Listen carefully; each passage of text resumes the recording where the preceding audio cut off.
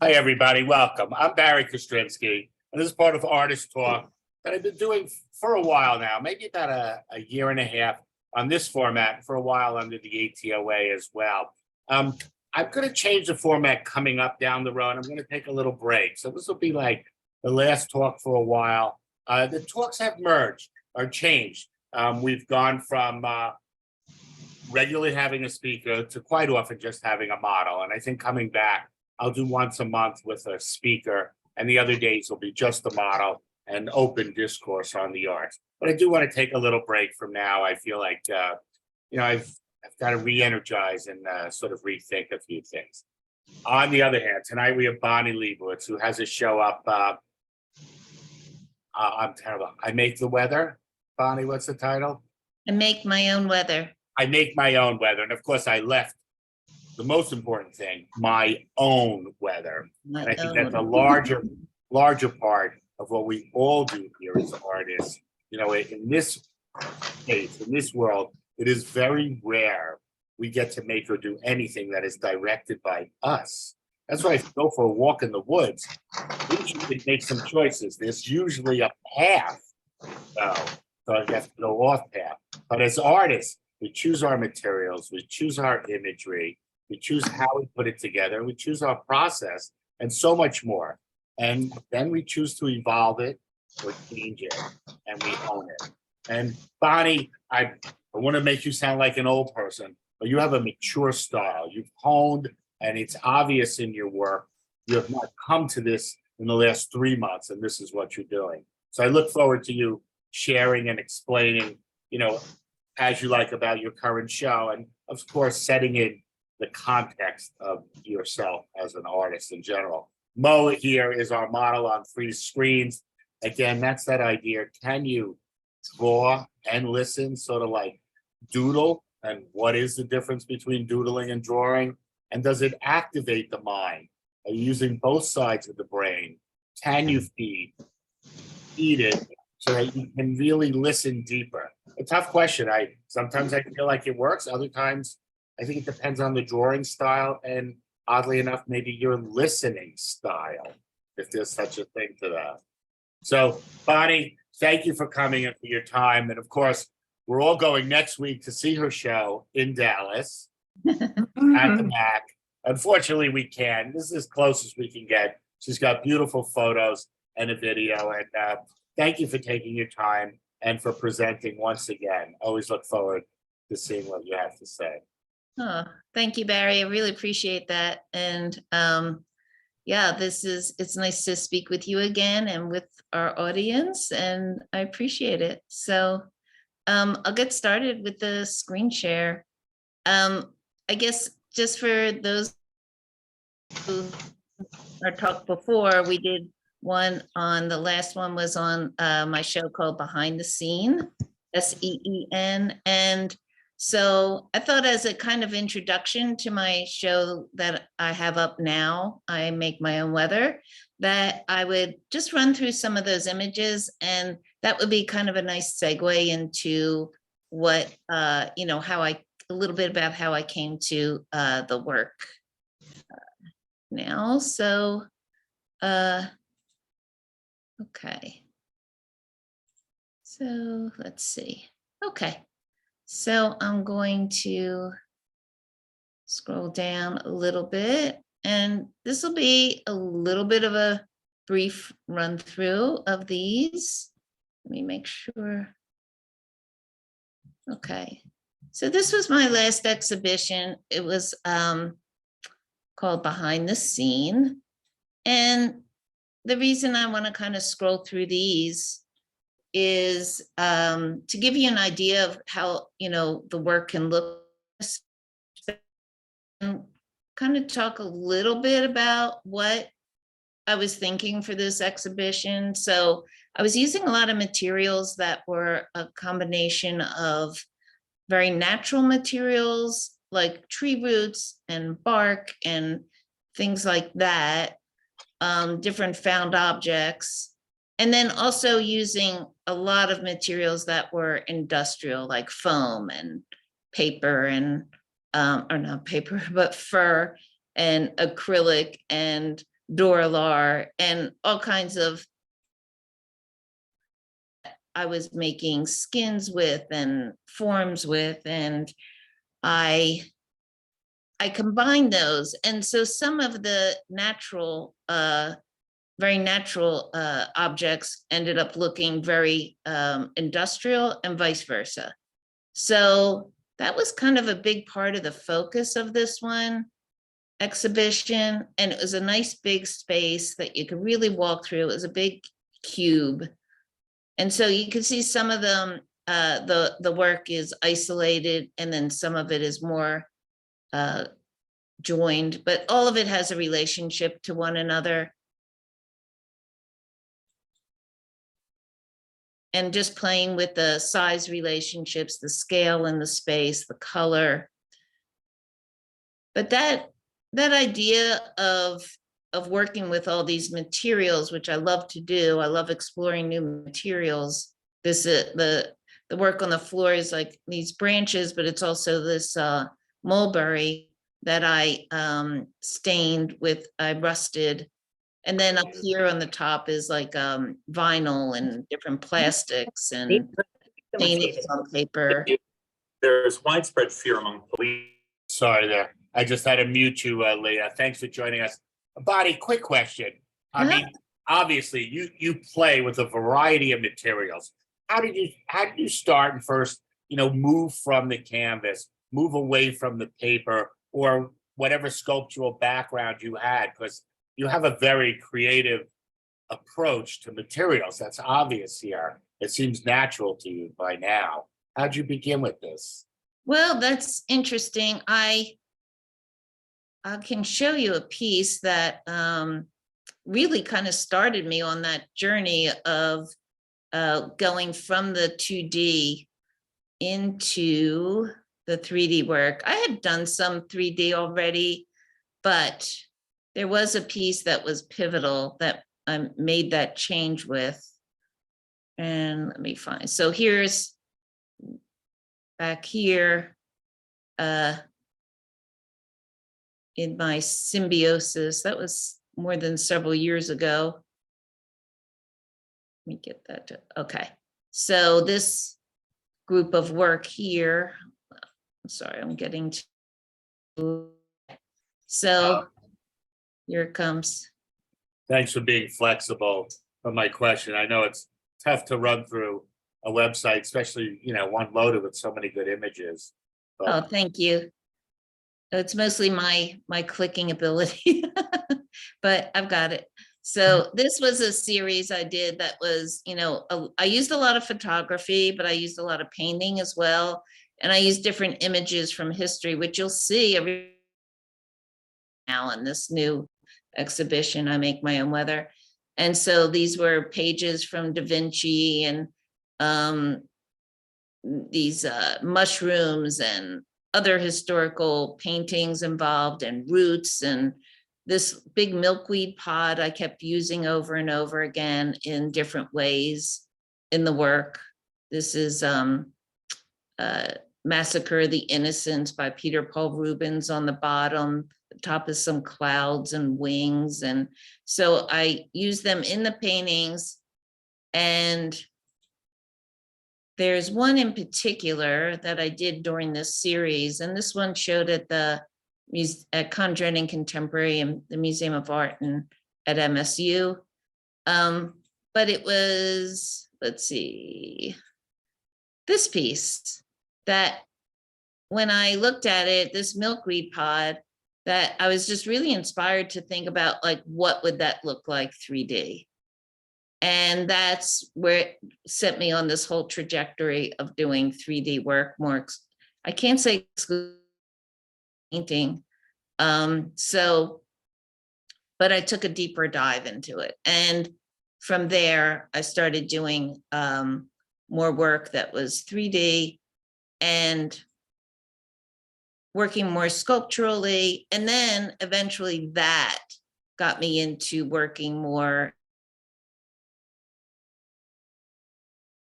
installation.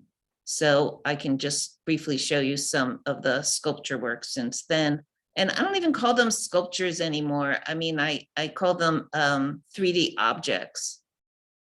So, you know, since that time, I don't want to go through too many of these, but since that time, I'll just show a couple in each of these. I will say it's interesting you pointed out, you know, the piece that, you know, right away you knew the pivotal piece where you change your style. And I think as artists, we know when we do something in a piece and it either is a change signal or we see something different. And what's fascinating is we see that in the piece, but Bonnie, nobody else looking at that image is going to be like, yep, that's the painting that Right. crossed her over. And Exactly. it's fascinating, and we all have that. Can I Exactly. jump in for a second too here? Anytime, Absolutely. Babs, anytime. Okay, well, one of the thoughts I had just when you just said, well, I don't call them sculptures, I call them 3D objects. And what is the distinction in your mind Right. to say that? What made you say that? Well, sometimes when I hear the word sculpture, it harkens back to like, or gives me a visual anyway, of a piece that's on a pedestal and it's been formed and that's it. It's singular and it's held up on this pedestal. Whereas I think what I'm doing now is more installation based, using 2D and 3D objects. So it like takes it away from that history to me. Right. I like that. I just wanted to hear. Yeah. What do your you think about thoughts on- that, Babs? Well, I myself have that same thing where my sculptures are, or whatever you want to call them, my installations, my objects include the 2D and the 3D. Right. I like having the work on the wall because that is where I originally came from, although as a kid, I was always building things. But that idea that there isn't really a separation between the objects on the wall and the objects on the floor. They are interacting with each other.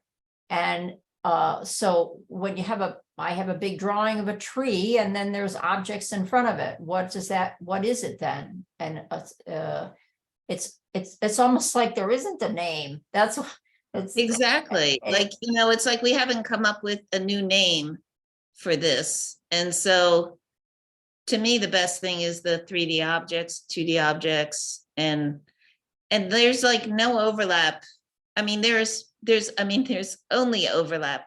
There's, you know, it's like, unfortunately, because of the history, we have to like delineate and separate. And that's a big part of my work too, is talking about like the language that we have to use that creates divides. And there really isn't a divide. I mean, even a piece of paper is a 3D object. And, you know, it's kind of humorous to think about like we're doing a painting of a thing or the painting is the thing itself, you know, whether you're depicting something or whether it's an object in its own right. And, you know, all these things are objects. And so it's only because of our history of language that we're having to define, oh no, it's not a painting, or this is a painting, or there was a time when you had to choose you were a painter or a sculptor.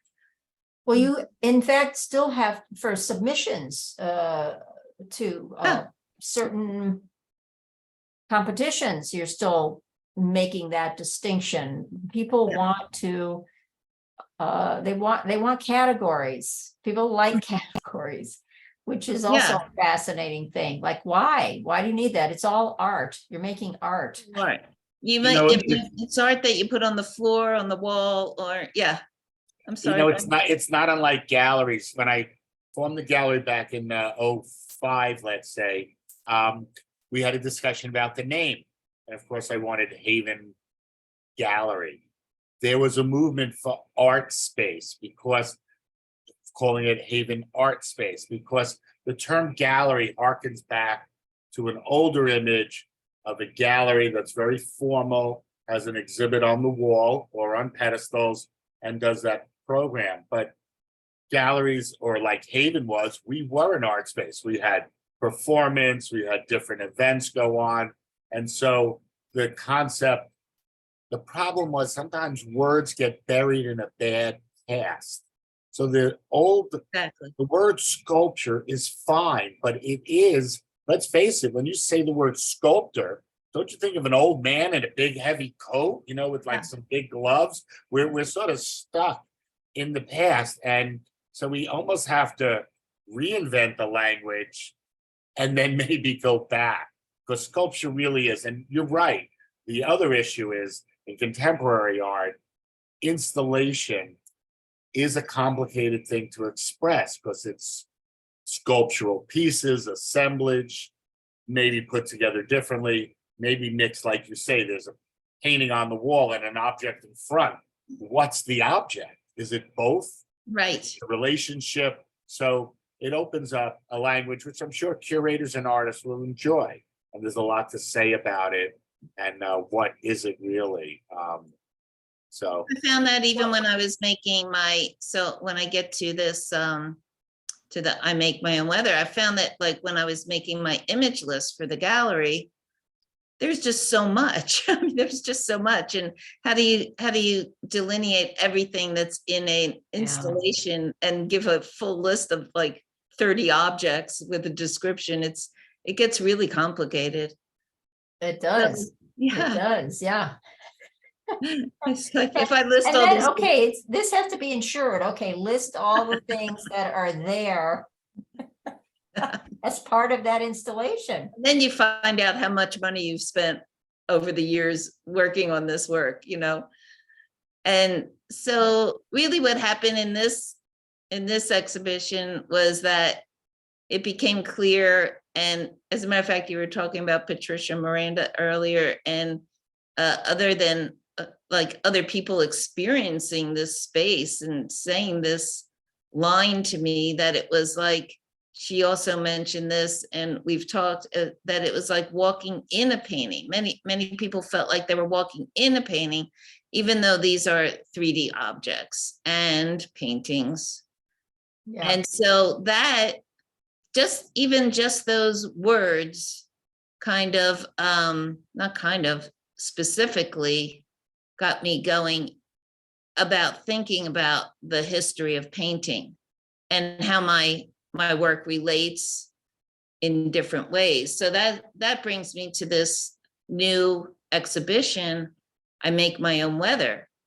And so in thinking about being in a painting, what paintings have represented historically, I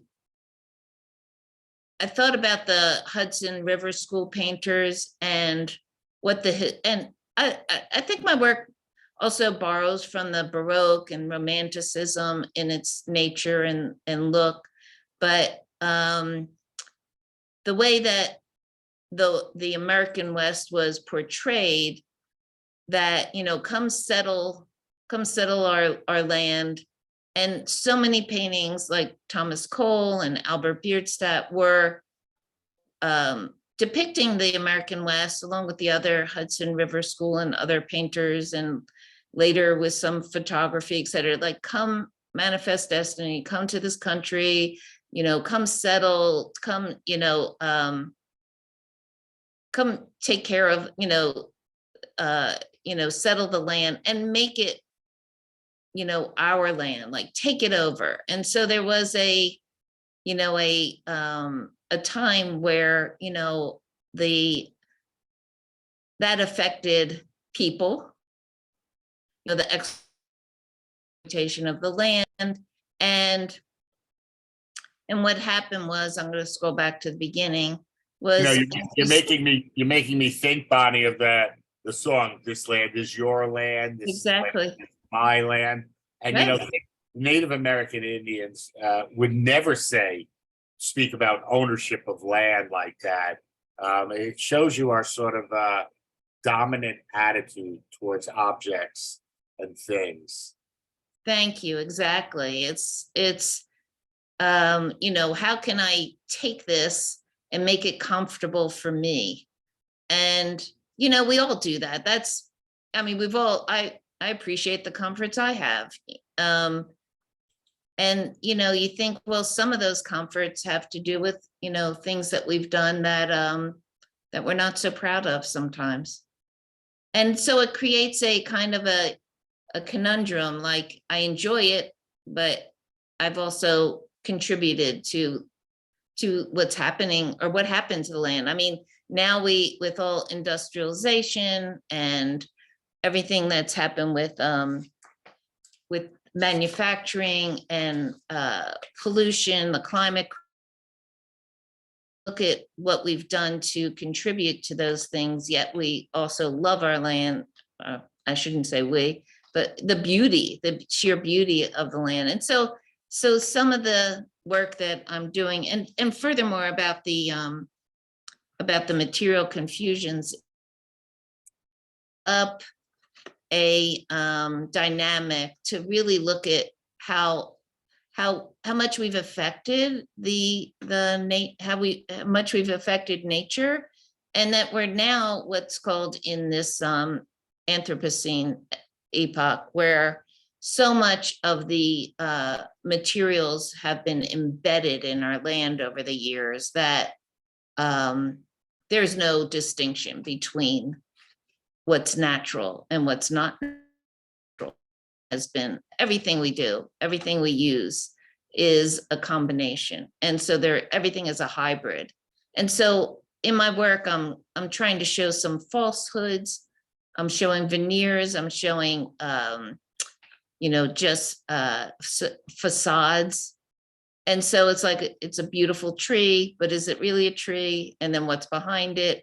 So I'll scroll through those, but so all of those questions, and it's like, I'm not saying, you know, this is right, this is wrong. I'm on this, you know, mission. I'm just presenting a way to look at our world in this way, in a bigger, deeper way that might say, wow, look how much we are a hybrid of all these things. Well, I think for sure, Bonnie, when I look at your work, I think you create a world that makes me sort of see a little differently. And I think as artists, that's what we hope to do at best. And you definitely have, you know, you have something that's very poetic, very lyrical, very much like Babs. There's no question about it. Your coloration, somewhat like Laurie Horowitz, and your form, and in all very good ways. But you know, your shapes, you're like a little embryonic, a little erupting, a little volcanic.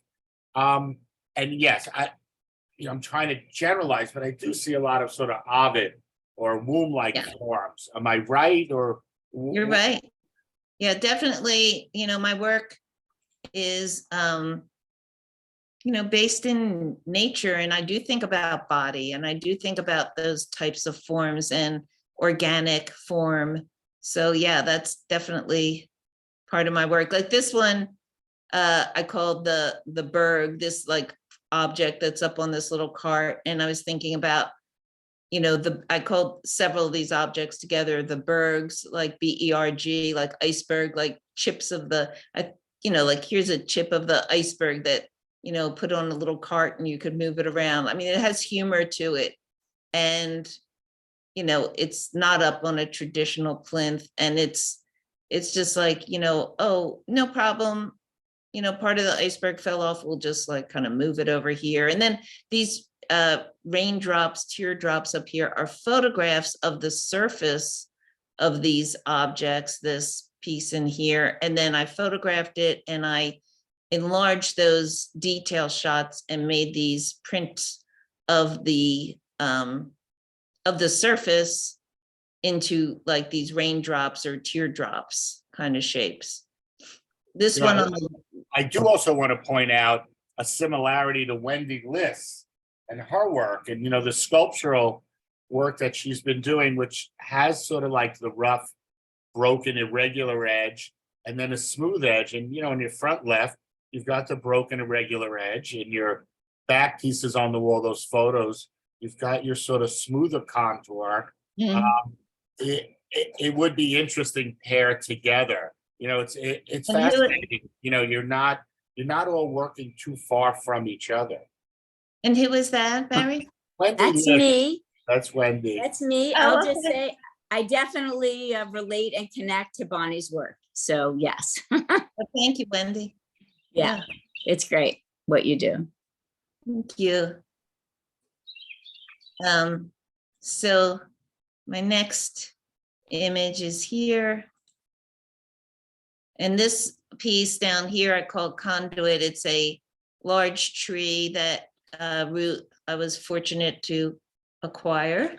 And I coated it with this like a sort of epoxy, and then painted it with this green that's kind of very shimmery. And so really in person, it looks like very outer spacey, like, you know, like supernatural. And the way that I had the exhibition kind of set up the flow, like I had in this one, the front room, like kind of more my blue and ocean areas, then kind of more of earthy tones. And then this green conduit piece kind of led you into these like pinks and brighter colors up here. This piece hanging from the top is called The Mind. And so these are foam, epoxy, acrylic, branches, rubber. Bonnie, have you ever thought of mixing different colored lights into your exhibitions? That's a great idea. Yeah, I'd like to do like work with some video lighting. Yes, I would like that a lot. It would be really great. So this space in particular is very different than the one before. The other one was a big square. And so I was able to build out from this sort of the center more, but this space was like 3 longer spaces. And so it was interesting to have to, and it had some little interesting little nooks that you'll see some of. So it was like a challenge that was interesting to play with. And, you know, having these longer spaces, because the one was divided by these columns. So yeah, that would be nice to play with some lighting. Well, I did get some shadows and things like that. I don't know how it would affect the color of the work to use any colored lights, but I'm sure in some areas it would be exciting to explore. I did something like that long time ago. One of my early installations, I was playing around with the idea of these yellow lights Uh-huh. to create this crazy weird yellow glow. So it was Okay. interesting. Yeah. It will change the whole feeling of Yes. everything. Yeah. So, It would be interesting to like put a blue light, or, you know, like just, or it could change and you could shut it off too, just to have different atmospheres during the evening, you know? That could be. Yeah. Sort of it'll integrate the space a little Yeah. bit more. You know, I hate to summarize, but Terrell it up, you know? James. Can you talk a Funny little that bit? you should mention Terrell, so I have an association in this show. I'm sorry, go ahead, Babs. Can you talk a little bit about your choices of the colors in relationship to the idea of you're doing something with weather? What are Right. So the weather idea too is that you know, we have our own internal weather, you know, how we see the world, our own internal feelings. So I'm also making that relationship, you know, how we come to everything with our own particular outlook and our own particular history. As far as, you know, actual weather too, I'm thinking about, like, you know, again, the industrial, like how we've affected the land. And I don't know if you're familiar with, and everyone might want to look at this, but Edward Burtynsky did the Anthropocene epoch, and there's a wonderful, sad documentary about what's happening to the world. And recently I've been getting into these really fluorescent colors, these pinks and hot yellows and pinks and oranges. And to me, they feel like radar maps, weather maps, and also thinking about like the ice, what's happening, in the, with the ice age, with, not with the ice age, but with the glaciers. And so in his project, which I only discovered, like I'd always seen those images, like a view from above, but I only discovered this project, this documentary recently. And one of the images that is that he's flying over, I think in Africa, maybe. I'd have to, don't quote me on that, we'd have to look it up, but there are mountains and mountains of trash that are beautiful. Like you look down and there's like every color, just beautiful, looks like these colors, like all over the place. And there's people living in this trash, like just, living out of what is found in there, or picking it up and taking it somewhere to sell. I don't know all of what they're doing in there, but like, it's amazing and sad. What is it? Tell me the name again. What's the name? Edward Bertinsky is the photographer, and you can look him up. It's called the Anthropocene Epoch, EPOCH, and he has a website with all the information, but there's also, if you go on to, I think just Amazon Prime, the documentary's there for a couple dollars, and it is really amazing. It for some reason, this whole thing is ringing a bell somewhere, and I'm just trying to think of where I've heard about it. There's another very interesting documentary that has not necessarily to do with what he's doing, but I think it's called Kiss the Ground. Okay. It's on, I think it's on Netflix, but I think it's also available on Vimeo, or there's some other way you can get it. And what's fascinating about it is this idea that the soil will save us, and that the investigation of that soil and trying to bring back the soil. And then they talk about the ways that we farm and all the things that we're doing, how we're killing the soil, we're depleting the soil.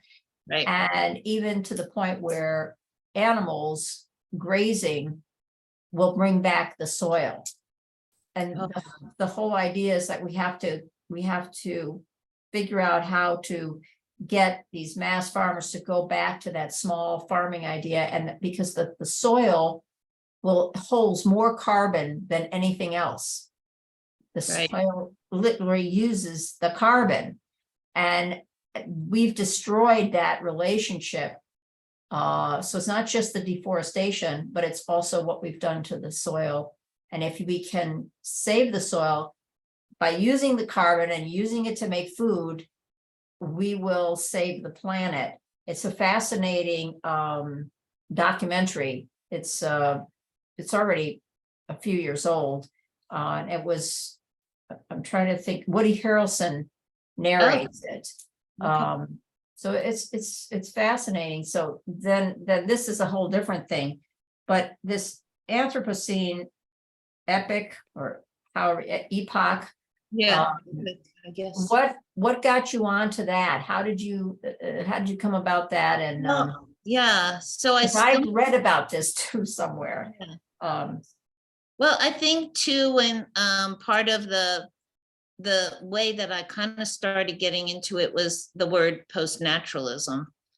And that kind of led me down some rabbit holes to finding this as well. And what they're saying is that we've entered the Anthropocene epoch, because so much of the soil, the land, the air is integrated with all of these other materials that we've affected so much of the land.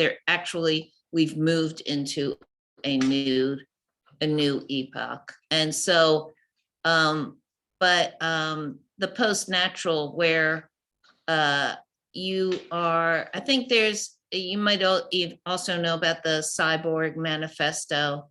And that was, talking about how we're so much a hybrid of all of these materials and ourselves. I mean, it's in our body, it's in our minerals, it's what we eat, it's everything. And so much has been crushed into the land, like you're saying, that there's no getting away from it at this point. But like you're saying, this regeneration idea, you know, Yeah. people are looking at how to take care of the land, you know? Yeah, So- and it's a fascinating documentary. At the end of it, you're thinking, my God, it really does sound like a solution. This is an actual solution to this problem. That sounds a very good- positive. There's a good movie, Biggest Little Farm or Littlest Big Farm, that shows you someone who went and what they did and the importance of that soil at the top for holding water, for not, you know, Right. disastrous rain, also permafrost. There's the earth survives as a planet because of a very thin layer of atmosphere that other planets don't have, and they're totally barren. The earth itself has a thin layer of soil, permafrost, and also some very deep layers. That thin layer is very important, you know, sort of that as above, so below thing going on. You know, we are a fragile system. You know, we've grown so large at 7 billion and so influential that maybe we can bring on a new epoch. And I got news for you. We're just at the beginning of all these changes. You know, Right. the talk now is artificial intelligence, but you know, technology speeds along, and we've all seen the birth of technology. I know it sounds crazy, but in a weird way we have, even with all the technology before computers. We're in for a different landscape. And of course, that's going to affect artists' landscapes and their comments. But, you know, in the end, don't we say things that are about an individual, about a person, about trouble in community, about not being whole with the environment? So no matter what happens, I think in some odd way, the dialogue will be similar. And even what you're talking about now, Bonnie, I'm sure has its relevance in the past, going back hundreds of years, because I think we sort of recycle similar ideas and just contextualize them in our time. We think they sound special, but you know, we're human. We're going to do the same human things over and over. At least that's what I think. Even with the coming technology and all the changes, the undercurrent questions. I mean, when I studied art history, one of the big themes was, is it that analytical or is it emotional? You know, is it brute force or is it thought out? And that was a way to, you know, discuss a lot of art history. So I think you'll have similar thoughts. Yeah, and the idea of like, you know, what was it in history? There were painters, again, like the Hudson River School, who saw that this is dangerous. Our land is, the land is going to get, you know, ruined. The climate. I mean, they saw ahead, and they were. But some of the artwork, so like you can find that again in like Thomas Cole, how he was against the industrialization, but of course you can't stop it. You can't stop the flow, but it's like how it was done and how we do it and how we, you know, we use our technology moving forward, but we weren't very careful. Not totally. And so, but when you think that these paintings were sometimes used as propaganda, that it was a falsehood, that it was saying, it doesn't matter, just come and do whatever you want. It's okay. This is beautiful. Come on out here. And, you know, this is a decree. It's ours, for the taking. And so in thinking about those falsehoods, and then you think about, and I really like all the technology. I'm okay with all of it. It's all how it's used. And, you know, but there is that danger of lies. Like, what is the truth? What's the lie that's being told? You know, and everyone's concerned about that with AI. You know, you can change somebody's voice and have them say some other words and have their face and on the, you know, speaking. And so like, just the whole idea of like, what is the truth? And then how these are all facades. And I think it's a fascinating fascinating way to explore, you know, what is a facade. And really, we all are what we present to the world as who we are, and, you know, who we feel like we are internally. It just relates in so many ways. Can you also talk about the how these are made? I see you had encaustic and you know, and pigment. Can you talk about how you're making these pieces? Because they almost have also a print-like quality to them. Exactly. Good eye. These are monotypes on Kozo. So I have a large, what's called a hot box, and it's a heated surface because when you're using encaustic, of course, you have to have something heated so it'll melt. And I'm making my own paints and my own paint colors, and making bars of those. So it's a wax with pigment in it. And then you paint on the surface just like you would a monotype, let's say with ink or any other way. But because, of course, it's encaustic, it has, I mean, you know, it's wax, it has to be heated. So I have, it's a pretty good size box. So like these prints came out to 32 by 22 each, just that image. But they are one of a kind pieces. They are not like a print that you could keep reprinting. It's a one of a kind. And then what I do is I paint back into them again with encaustic. I'll put it back down and paint in. So it's not only that I'm putting it down on the surface and picking up the paint, I'm also putting it back down and painting back into it over and over again. So you get some of these layers. So I was using encaustic as well, and I've used encaustic for a lot of things, a variety of ways, but I was using it as a resist method as well. And have done monotypes and have done, but the stain paintings that I do, some of the stain paintings have encaustic heated in, and they create this resist, and they don't take the stain in that area. yes. So making shapes. Is that what you're doing too? Is that sort of I'm thing? not, but that's a wonderful thing to do with it. Like you could put down, like for instance, sometimes I've done the monotypes. So the waxes, you're right, like a resist. And then I could come back into the paper that was not affected and use inks or watercolor, and then come and tint the paper in various ways. So I've done that a lot as well. Yeah. And then it like where it falls on the wax, it's not going to tint it so much because it's going to resist it, but it'll fall in between all of those little marks. Right. Yeah, but I could see like, do you use any of the encaustic or wax on your 3D work as well, Babs? I do. In fact, there are a number of those Luna window pieces that have areas of encaustic on them. When I was wanting to make a visceral sort of skin-like quality to an area, and my little box portraits all have encaustic on them. And sometimes I use it even as a finish on the wood. Yes. Heat it in and burnish it down to a really interesting, it just creates this very interesting matte glossy, this sheen. You know, caustic is fascinating, and I've used it, I mean, just so many different ways, and I make my own.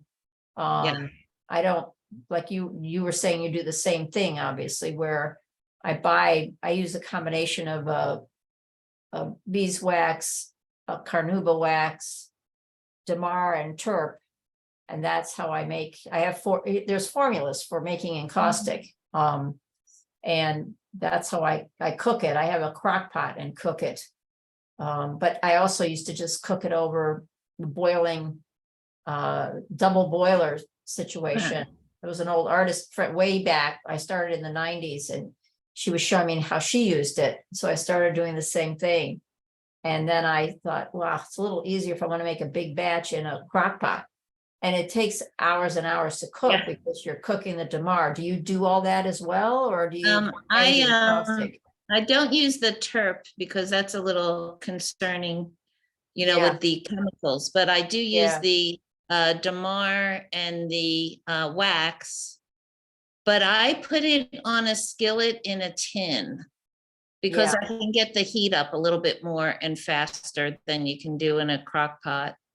Yeah, And well, then, I do it too. That's when when I Yeah. really want to cook, I put it in a tin, but it's Okay. sitting in boiling water okay, to keep it more, that keeps it at an even temperature. And it doesn't also sort of burn the wax or, yes, if it sits there too long, it can get dark, if it, yeah, Yeah. yeah. And that is a nice way of handling it. And like I said, another artist friend said, oh, just make a double boiler situation. yeah, So it was just an old tin and a skillet. awesome. Same thing, same thing. Yeah, I even put it into muffin tins. Yes. Skillet. yeah, yeah. Put it into a bunch I of use muffin like little tins. I use loaf pans, and then when I want to make my own color, I put pigment in there, dry pigments, and Yeah. make colors, or I'll use some of the RNF as a, and then, I'll put it in a silicone tin, and then I can pop it out. Then I'm Right. using that for the monotype. So, Right. so those are Oh, really, interesting. yeah, I Okay. love making Yeah. my own color like that. Yeah. It's just, it doesn't look like it's off the shelf that way. And again, this discussion is a discussion 17th century artists would have had about how they make their colors and the Yeah. materials they would have used, whether they used egg or what binder. And you know what? It might have been a little secretive about Yeah. how they got their colors too, especially if they got a certain blue. So again, artists from all times, similar concepts and issues, just sort of contextualized by maybe technology of our time or other things, or with us, our culture, what our culture is dictating, the sort of social issues of concern. Artists either pick up from the social signals or from the concern itself. And so, as you say, you're discussing this in your work as well. Right. I mean, that's what we love. We love to like take a dive into all aspects of it, the concepts, the materials, and share ideas or techniques. And Yeah. then this piece is not encaustic. I have a lot of work, I use many materials, but this one is Duralar, which is a like a mylar, and then it's many yards. And then it's, I cut it, I heated it, I singed the edges of it. I, sewed it together with little holes in the Duralar, and then I used filament wire and stitched it together, and then that's all hanging. And the name of this piece is Pink Synthetic Cloud with Real Light. And, just again, talking about like the combination of ideas of what's synthetic, what's real. And so that's I'm that. sorry, Yeah, that reminds me of one of my favorite lines from a punk song. Goes like this: "It's not synthetic anything; it's real plastic. It's real plastic. Real plastic." What I a remember when I was a kid, I used to like, this kind of like comes to me when I think about this exhibition was when I was a kid, I used to like laugh at my mom because she would have like, I don't know if you remember these, what were called Dickies, and it was like a mock turtleneck, and then it was cut. Yeah. And then it's like, everything is fake, it's like you're putting on this show, and then, there were, the pantyhose, the fake sugar, the sweet and low, everything was like a substitute for something else. And I did a sculpture once of her out of all this, everything that was a substitute, for things that she was wearing, that symbolized, and, in a fun, joking way. And, she loved it. So, but what does that say our culture is saying to us? I remember my mother when I was younger, the fake eyelashes, the makeup and all that. Basically, it's saying you're not good enough. You have to make yourself up. You have to look like Barbie, and you have to be fake. yes. It's not the best signal. I've got a 5-year-old granddaughter.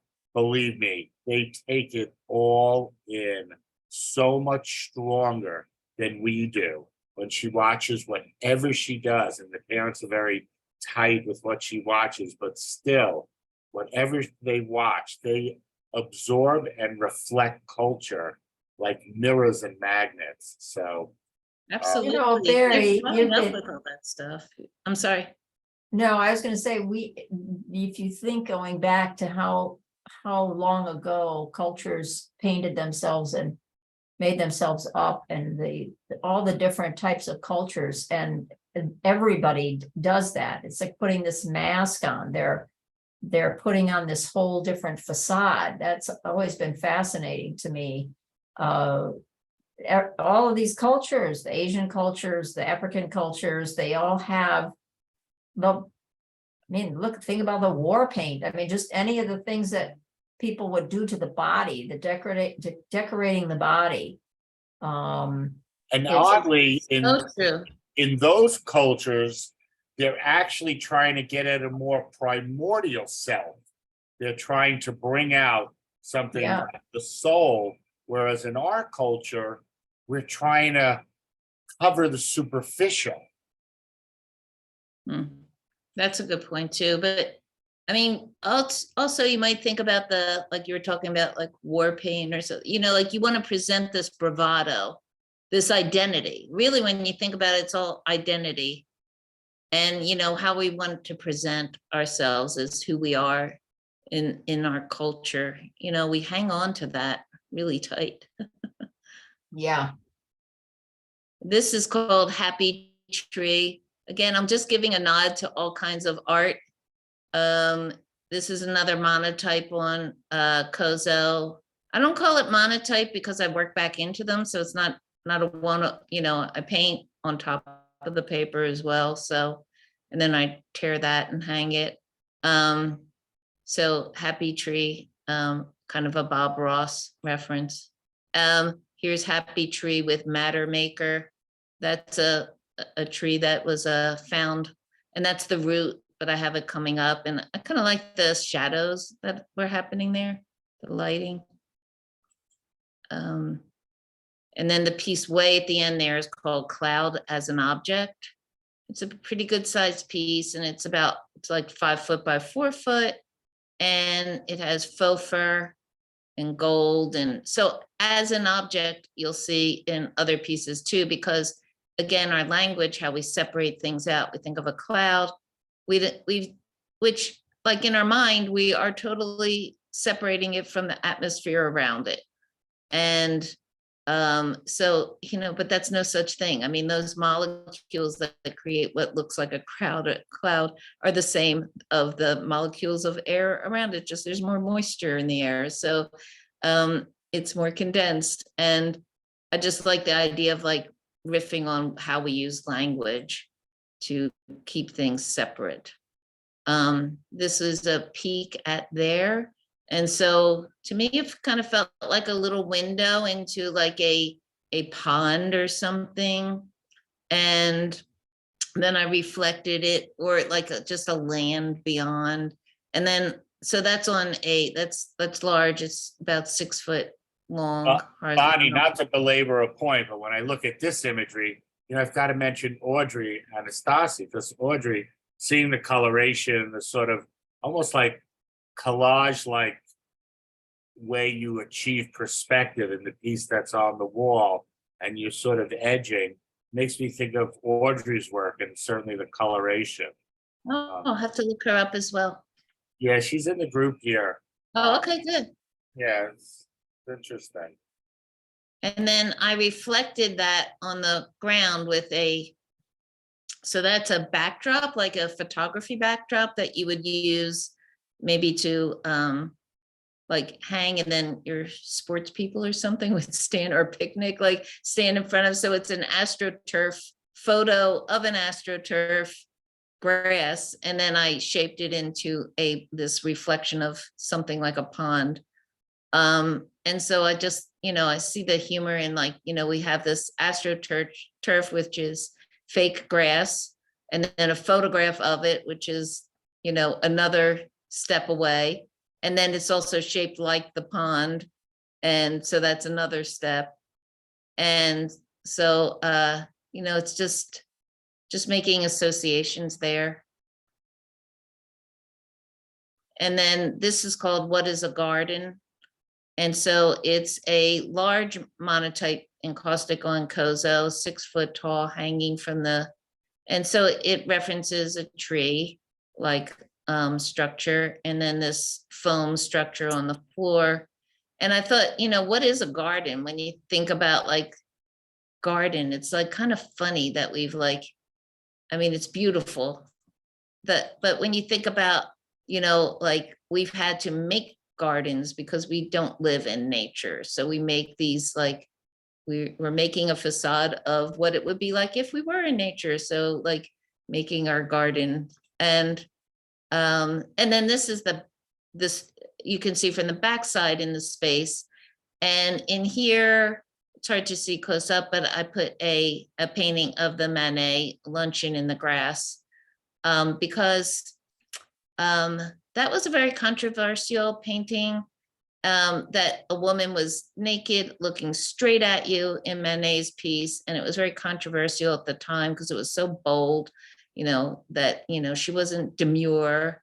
And so she's kind of peeking out from the back of this piece back here. I will say somehow Manet has still remained current, and his famous odalisque, where he has a woman lying horizontal with a black servant coming at her, Yeah. is certainly in dialogue these days because of how it sets the relationship between Black people and white people as subservient. And so, oddly enough, he's quite in the news. And that image that the Déjeuner sur l'herbe, certain artists even today have reset and had their friends go sit out in Brooklyn near a highway, and they're acting like they're having lunch. And I think it's great that somehow that composition of figures he sort of coined. And you know, who was to say it was that painting or another one, or maybe a Cezanne Bathers, but somehow that really did, it was that look. It was that look which predates Picasso's Demoiselle d'Avignon and the look that the prostitute does when she pulls away the curtain and looks straight at you. That look is a good 30 years before. And so it was shocking. Of course, it was always okay to have pretty paintings of naked women Right. that men viewed and looked at as high art. That was always okay. Mhm. Well, yeah. And that was, you know, so shocking that she was looking out at you, just being so direct. Yeah, it's amazing. Like that's an amazing piece. And what happened was after the exhibition, so I didn't get it in here in this presentation, but I'll be posting it. So after the show, the evening, and everybody left, the gallery assistant or two of them were in the gallery, and we're just about like closing up. And they were just looking around and having fun. And I was like, got this crazy idea. I'm like, okay, come sit here. And they were so game. So I wish I had it in this presentation, but I don't have it up yet. I haven't finished the image. So I had them sit on this AstroTurf in the same position as pretty much as Manet's luncheon on the grass. And it's fantastic. So I'll be editing that and posting it. And so like she's offering him that little strange object on the ground. And I just can't wait. It looks so fun. I'm so glad they were game. I was so happy. I'm like, okay, now try this. And they were so into it. So now I'm thinking about like, and I know artists have done that before, like how, you know, this creates another layer of mimicking, you know, painting history. So this piece is called Tree Under Construction, Majestic Environment Included. So in my neighborhood, I found this tree that was so cut down in such a strange way, So I photographed it. I loved it. I had no idea what I would do with it at some point, but I decided to make a facade out of it. So here's kind of the front of it. And then I put it on a piece of foam that, like from Home Depot, some of that foam, that's a board, I guess like an insulation type. And then on the back of it is, I did a painting, like a, traditional landscape painting back here. And then some of that silver foil that's on the back of it started pulling up. So I added this foam. And I also had been driving in the neighborhood and found this fantastic tree bark. So a tree possibly being hit from lightning, the bark just fell right off of it. And like more than just the bark, like a layer of the tree, like, so it's like a 1/2 inch, like to 3/4 of an inch thick, all those pieces.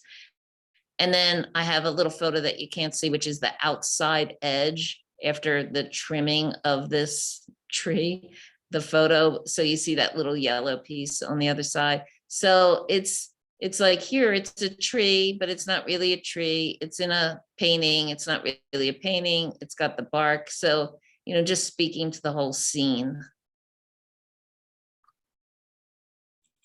And this is another painting in history. And this, like I'm saying, this photography I'm using in new ways than I had in the past. Usually, like in the paintings you saw previously, they were kind of painted in and morphed in. So, but now I'm like, here's a rectangle, here it is printed out. And that's Peter Paul Rubens' Massacre of the Innocents. And I use the flow of that in my, you talk about that, I use a lot of organic shapes. So it's kind of natural. So that's another painting on Kozo, and a foam piece relating to ocean and movement. And this is a photo of that tree printed out. And I put those on the wall too. I think you might be able to see them in. What is Kozo? Kozo's a beautiful natural paper. Okay, you don't see it. I'm trying. So it's like a mulberry paper. Okay, see these two little pieces back there on the wall? That is those two printouts. And so again, speaking to the idea of multiples in art, just making references all over the place. But it was like, it's so suburbia, and yet it was like just such a bizarre tree. Another painting on Kozo. Or I'm sorry, this is Sunji paper. I've started to look at trees a little differently. We do sort of, like this land is your land, this land is my land. We do sort of capitalize every object and everything. And obviously trees for pencil, paper, wood, everything. But I've recently, when I walk outside, and I'm lucky to live where there are lots of trees, and I see a tree that has like a branch that's been chopped off, and cut nicely, let's say, something like that. And then of course, some trees that have been, almost amputated. I start to look at them like they have been amputated. And I start to think of it as like, look at what we did to this tree. I mean, we've cut it, and it's really quite terrible sometimes, what we do. And yes, it's for our power lines, and it's to trim it, and it's from accidents, and trees and forests do fall down. But I think we often have these amputated trees right in our visual space, and we just say, no, that's normal, but it's really not. It's not a normal image. You're right. I think so too. And then you think about too, the power of the tree, like in my son and daughter-in-law's home, and I'm sure it happens to a lot of people, the tree that's in their front yard, like the roots are so magnificent. They've grown under and they, they're stronger than, the house. I mean, they're breaking up the foundation. They're crawling under they can do anything. You keep chopping them back, and they're, resilient in some way. And so, I mean, obviously it's like in the cement, and you see like some flower growing out of it. It's beautiful and sad, so I think of them as amputated and wounds. I think of them as wounds too, the chopped limbs. That's what those tree rubbings that I stitched on, they were tree rubbings that I stitched onto the silk organza columns, graphite tree rubbings. And they were of the chopped limbs, the part that Okay, we amputated, the people had amputated off of the tree. But was also fascinating is that because when you're pruning the trees and doing it that way, there's like one of the drawings that I did, you have the wound is a certain shape. And then as the tree over time changes, it closes over that wound. It heals itself. And that was a fascinating thing to discover. Like one of the trees that I walk past, they're all trees that I know because I take photos of them and I do the drawings from the actual trees. And it's amazing. They're completely different from when I drew them. Because wow. the literally like one had like a wound that was about this, that was this big, and that 5-inch diameter opening in there had like come together with this skin, that the bark that just closes it over. It's completely different shape. Wow. And I was just fascinated by that. And I said, every one of these damn things has changed. That is fascinating. That really is, that you went back and could see that. That's so wonderful. That's great documentation. Yeah, well, because it's on my walks. These are Yeah. trees on my daily walks with the dog. That time it was also the dogs, multiple. Now it's just the dog. But at any rate, they heal themselves. That's their way. And another friend who talked about the proper way to chop the limbs is to get it all the way close to the tree trunk, because then it will heal properly. If you chop out and there's a piece sticking out, the limb does not have the chance to heal properly, which was also an interesting discussion with her. This is a curator I know who lives down the street, and I was like, oh my God, that's so interesting, because I know she was so upset because they hadn't chopped the tree properly. They hadn't done what they were supposed to do so that the tree could heal. That is fantastic information, to think about. Yeah, Yeah. yeah. Well, and because we are looking, I mean, what you're drawing there, though, of course, or the picture of this rather, is something that's been destroyed by other elements, either disease or bugs or gets torn up by a hurricane or a tornado or whatever, which is a whole different thing. Right. Well, it looks like there's some actual sawing, and then it looks like there is some disease and decay. And so maybe this one's not gonna or didn't make it, but yeah, definitely feels like a wound.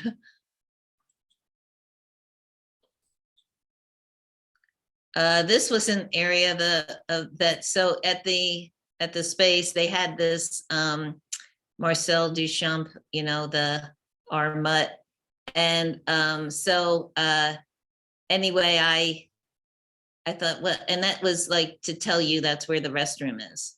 So I thought either I could take it down or I could visit with it, and so I put one of my pieces right next to it in the upside down shape, and I was like, okay, here's another opportunity to use the space and what they have and see the joy in that, because really, like, we're using ready-mades, we're using all these objects, and it was like so perfect little vignette. I'd have to just chime in on the general point. Duchamp, I think you could really strongly argue that he is far more important than Picasso in terms of influence. What he does, he was an incredible painter.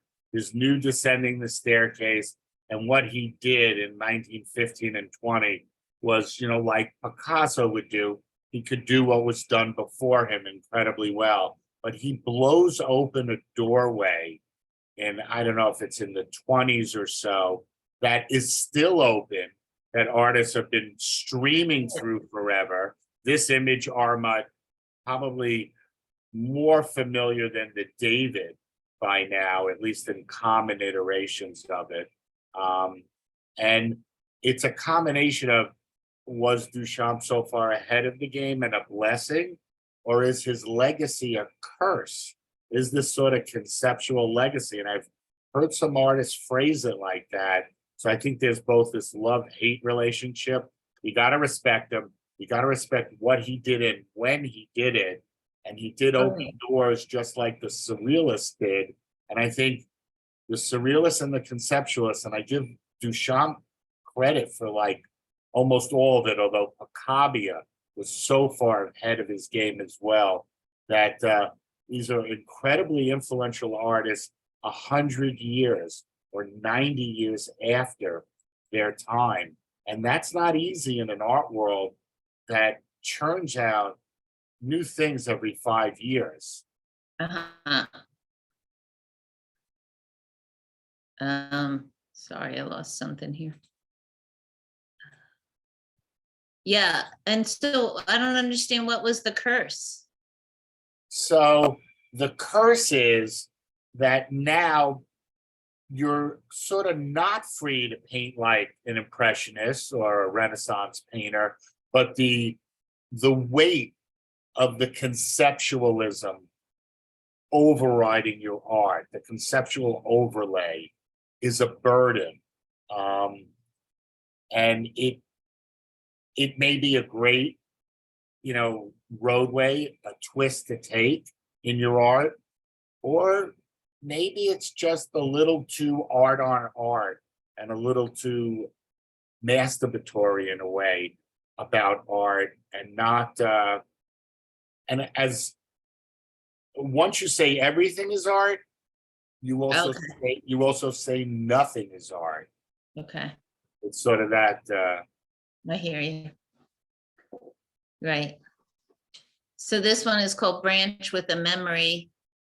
And so it's a photo of that tree and this branch that the shadows came out pretty nice on there with the lighting. And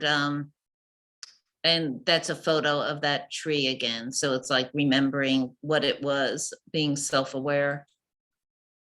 And then this is just another view. And these are two pieces I put in. You can see how it's broken up by this column, these columns here. So I had to like work around that a little bit. And then I decided just to use them. And I put two pieces here that kind of join them from one side to another. it's a smart solution. Very smart. It's like, instead of trying to ignore it, just go with it. Another view. This, it's hard to see back here, but there's a tree here. That's another tree I found that. So I used I put wax on it, and then I put the foam, and I pulled a skin from it. So that's the skin of the tree hanging from the tree in the space. Another view. This one is called The Heart and When the Ice Broke. That's another foam piece on the wall with the branch and a painting in caustic and pigment and ink on masa paper on the ground.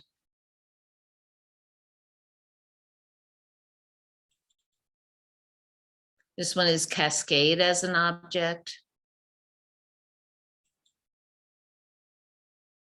That's a little bit more in context. This is Wave Upon Wave. And that's a painting, and the bottom piece is I painted on vinyl, and so I wasn't liking what was happening. I turned it over and saw this beautiful ocean on the back. So the other side was the painting. Anyway, so I cut it, and it made this wonderful oceany shape. Oops. This one is Night Water and Branch with thermostat. So it was just funny that when I hung it and somebody was like, oh, perfect with the thermostat right there. I make my own weather, little joke there. So I liked keeping that in. the photo. And then you mentioned Terrell. And so this little nook that they have here, that little window, I was like, that is so my little James Terrell nod in the show. And so I actually took a photo of that and then I printed it and I'm changing it and I might install like another image, a photo of that window down here. And I've manipulated it in Photoshop to be like all this bright fluorescent-y blue. And so here in Dallas, we had a Terrell at the Nasher Sculpture Center. And when they built the building across the street, it blocked all the lighting. And so, you know, it's kind of, I'm going to do one in black and one in the blue vibration, and then this window. And so just like a nod to what happened to our Terrell here. So it's like no longer available for being on view because of that. You want to show a few more images and we'll wrap it up, Bonnie? That sounds Yeah, good? so the only other thing I have is I have a couple of videos I could share if you like. Sure, share one of them, I think. Okay, Fine. let's do. So that'll at least give you a sense of, let me see if I can get back there. Oh, sorry. That's not the right place. I do want to mention while Bonnie's setting up the video, Wendy List has an opening next weekend on a ceramic show that she's a part of. Congratulations, Wendy. It should be fun. Awesome. Thank you. I'm excited. Yeah, it's wonderful. So let's see, I'll show you how to make a weather installation. Maybe this one would be good. This gives you, I think this one is more like a little walk all the way through the installation, or some part of it at least. You know, and again, that's why you sort of need to get up and get out. You can show us a video, but that's not the same as being there. Just like seeing an image in a book is not the same. Right. You're seeing through someone's lens, and it really restricts. Oh, very much so. Yeah, but at least it gives you that dimension that you don't quite have as much with a still picture. Definitely. You know, when they say a picture's worth 1,000 words, what's a video worth? 1,000,000? I'll say at least.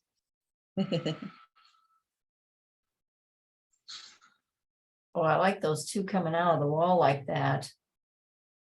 Is Louise Bourgeois a sort of reference or an influence on your work, Bonnie? Oh, I do love her work. And that piece, yeah, there is a piece of hers that has that like body-like shape, the big bronze, or I think it's a bronze. Yeah, that's an awesome piece. I do like that work. So that's a look through that room anyway, so. Congratulations. It's a great show. Good for Thank you. you so much. Thank you, Bonnie. Thank you. I really enjoyed our discussion very much. Yeah, no, thank you, Bonnie, and thank Babs and everybody for contributing and sort of voicing. I think we saw, you know, great presentation. You know, at first, I know you work for its visual appeal. And today you definitely opened up a lot of layers. And even though you've spoken before, I always remember the visual appeal. Maybe in a way I'm superficial, but certainly hear you reinforce all these different conceptual overlays and the meaning of the double image and the tree and then the image of the tree. You know, you're pointing to labels we have that are false labels, and you're trying to get at the real. And I think that's what we do as artists. We try and strip away and get at what's really at the heart. And also, you do it in your own language. And that's a beautiful language. And it's not a language that's defined with 26 letters. It's your language, and it's a creative read that we have to do when we look at it. We'll bring in our own personal, no question about it. That's what a viewer will do. But you have points you're making that I think And it's important that the art can speak those points. Sometimes you'll see imagery and then you'll be like, what? And then you read something, you'll be, what? Yours Right. all, yours coalesces together enough. Not only that it makes me want to read, but the reading sort of fleshes it out and reinforces it. Thank you, Bonnie, for your Thank time. Yeah, like redefines things. I think she redefines things for us. And it makes you think about words and objects in a different way. So thank you for that. Thank It's you, Wendy. inspiring. And Yeah. Babs, congrats to you, because that show, it's like your pieces were made for that show. That It it's was like so- the title, it was like perfect for you. So good for you. I that was know, meant to thanks, be. Wendy. Yeah, It was that too was- funny when she sent me the loan paperwork. She says, I've got this show I think you would be perfect for. And I go, stitched and dyed? Well, I think Yeah, I would say, that's it. yeah, I think so. Yeah. Oh, yeah. I mean, I can't wait to see the images, and yes, with, like you mentioned, like Patricia's going to be a part of it too. Like how perfect. Yeah, It's- well, there's it's quite a few artists and Oh, good. I've only got 2 pieces in it, but it's still, it's nice to be included, and because it's such a perfect fit. Right.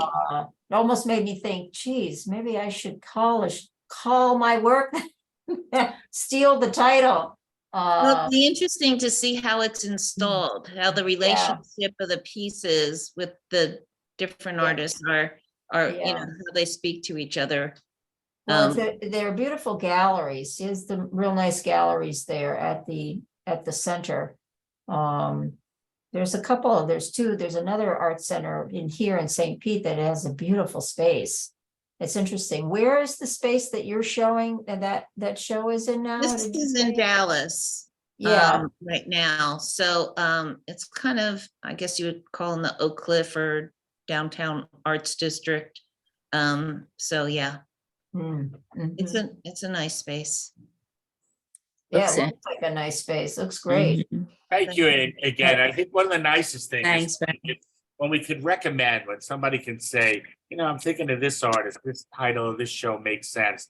We can be very egotistical. We can all try and make our careers happen. But I think the easiest way to make your career happen, this sounds strange, is to help another artist. Somehow, it's like if you have a problem, you go to help somebody. By helping them, somehow your problem doesn't resolve, but something happens and changes it. And so as artists, when we sort of, say, hey, maybe this show is for you. And then later someone says, hey, did you know this? Or when I watch Michael Krasowitz paint so casually with his brush a certain way, we learn from each other when we see materials that we use. And I think it's important to be a supportive community in a world that often isn't supportive, and in an art space that often isn't supportive as well. So thank you for being So thank you, Barry, for bringing us together in a supportive way, Yeah, because that's something you have been doing for us all this time. So, Thank you. yeah. And so it's a well-earned break that you're taking. thank you. And I'll come back strong with something new. This talk will be on YouTube in a couple of days. I'll share with Bonnie and I'll post it up. Thanks, everybody. Lots of good luck. I'll post things on my website so you can see what's coming. I'll make one last comment. Bonnie, you mentioned Bob Ross. On Wednesday, I'm playing Bob Ross on a Thursday on a TV show for Roku or something. So again, a little odd synchronicity. That's why I'm not shaving. I'm going to have a clown hat on. It's going to be crazy, but that's how an artist makes $500. That's awesome. That's hilarious. That All right. is so good. So So you're gonna have to Bonnie- are you going to be talking about the happy trees then, or the whatever Bonnie said? Exactly. Have you It's, been studying him? Have you been watching videos? doesn't everybody know Bob Ross? Well, Yeah. but I'm saying we don't Yes. have to be him. I know, so I'm ready to look at some to get some. Yeah, I would. And If you're I'm gonna actually testing with- be him, yeah. Yes, oh, Yeah. yes, so that should be Okay. fun. Well, good luck with that. Take a picture, post it. Yes, We I need to will. see a bit of that. Thank you all for the valuable dialogue. Thank you, Babs. Thanks, Wendy. Thanks, Barry, and everybody else who joined. Appreciate it so much. Always great to see your work, Bonnie. Really like what you're doing. Yours as So well. Big keep fan. it up. Thank you. Okay. Thank Okay. you, all three Bye. Mo's too. Thank you, Mo. If you want to reach out, Thank you. Thanks, Support Mo. just give me a holler. Good night, everybody. Good night.